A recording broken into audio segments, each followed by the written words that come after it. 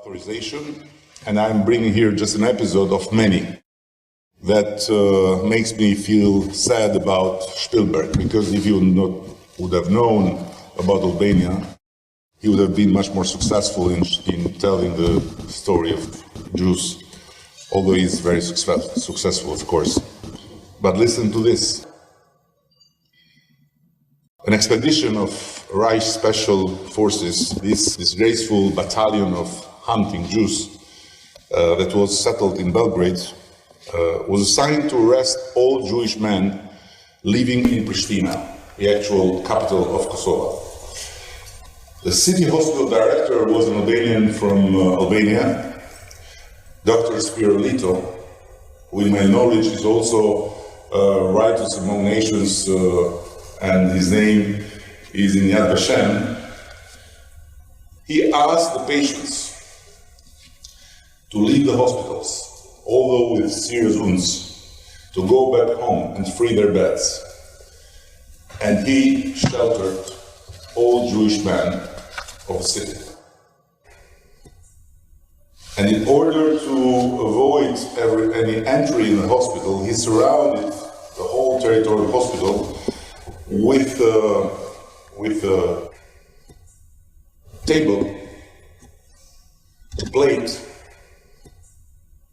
deadly virus, don't approach.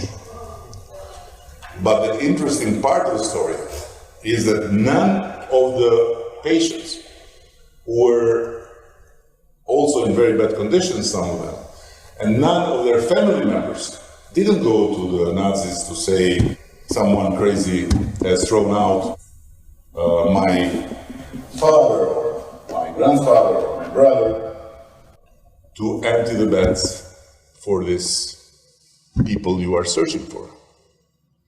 So the Nazis came back with no Jew in their hand. The other part of the story is the incredible contribution of the Catholic Church, and you know very well that the Catholic Church was not very good with the Jews during the Second World War, but in Albania, the Archbishop was in person engaged to provide Jews false certificates of Christian identity for saving them. So the protection and saving of Jews became an inherent Albanian virtue. Of note is the case of 4 Jews, and it is another unique case in Europe, that were arrested. And there is a letter of exchange, guess what, between the Nazis and the collaborationist Albanian government, people that have been put there by the Nazis, which wrote to the Nazi command a request to free the Jews by paying a bail of 1,500 gold Napoleons for each of them. So this was shocking to the Nazis. But there is evidence documented that the collaborationist government insisted and finally freed these Jews by paying for them a bail. But it would be wrong to claim that no Jew died in Albania during the Holocaust.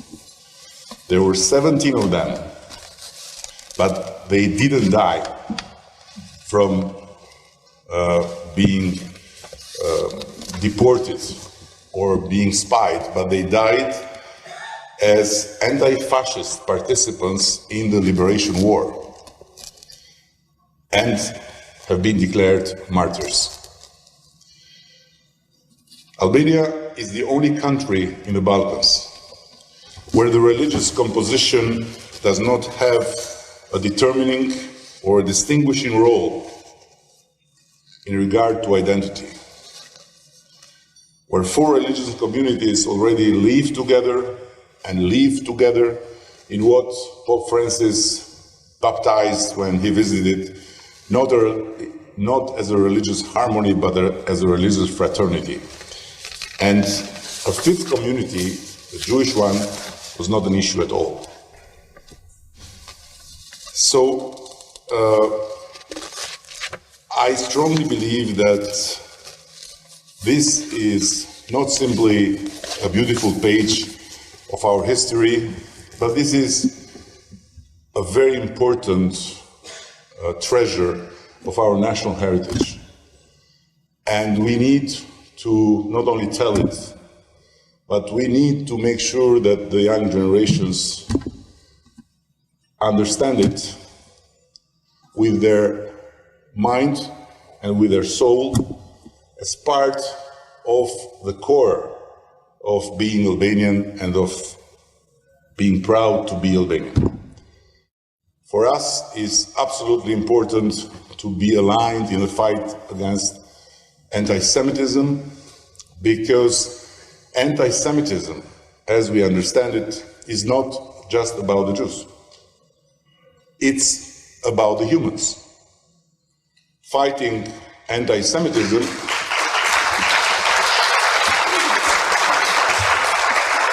is not protecting the Jews or protecting Israel. It's protecting yourself, protecting your family, your kids, and protecting your right to be respected, being a Muslim in Paris, being a Christian in a Muslim country, or having whatever religion in whatever place that you may not be part of the majority. And as I was sharing with your founder and your gracious sponsor also, I strongly believe that the biggest danger we face when it comes to anti-Semitism is not from vandals, from them who go and vandalize Jewish cemeterium or them who go and vandalize a synagogue. This is something really shameful, but it's too shameful to be really dangerous. On the contrary, this exposes the barbaric side of a certain fringe. The biggest danger comes from them who look rational, from them who try to argue and to relativize anti-Semitism. I never felt as bad as I felt when I heard some purposes from the British Labour Party in a certain moment some years ago about anti-Semitism, that made me much more scared than to hear a news about a synagogue that was vandalized or a cemetery that was vandalized.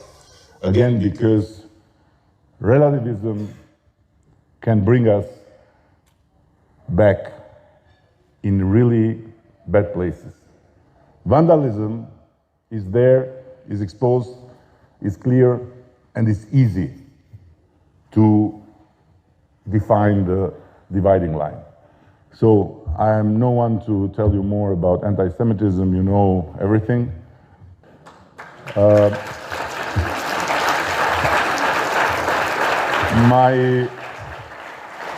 My great-grandmother was a Catholic.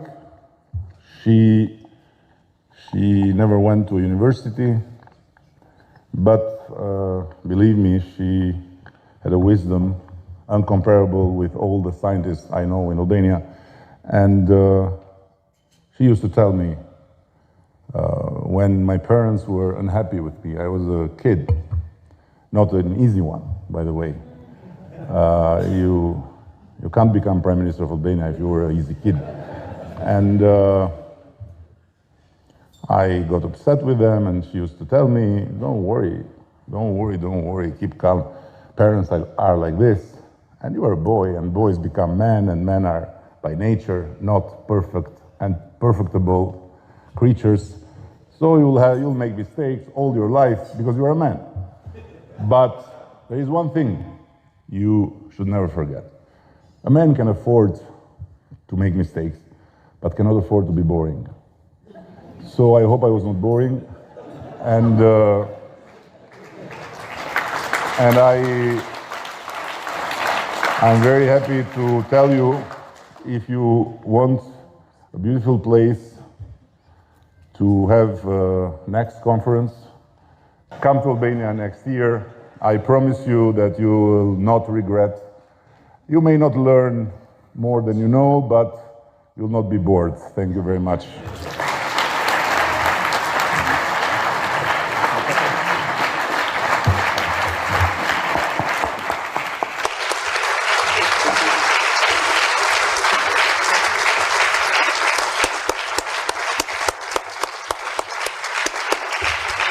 This is the standing ovation without us asking for standing ovation. So it's says. No, you didn't ask, but you kept me here. So what they would do?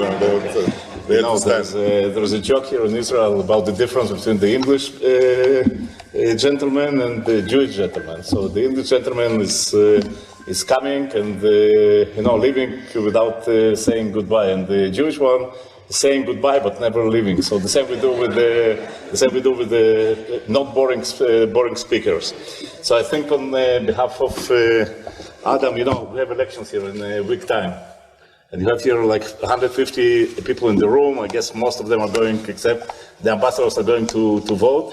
And we have no clue what people will be voting for. And, probably you have 300 opinions. So, but we do have one thing that guides us, and which is Torah, our book. And also when we come to synagogues, there are a lot of arguments. But then you have one leader that has this thing, which is the Yad, and he follows the Torah. And then everybody suddenly becomes aligned with what is happening. So I think that Adam, on behalf of Adam, Valentina, who is on both sides, would like to give you this special present to a strong leadership. And once again, thank you for your country. Thank you very much.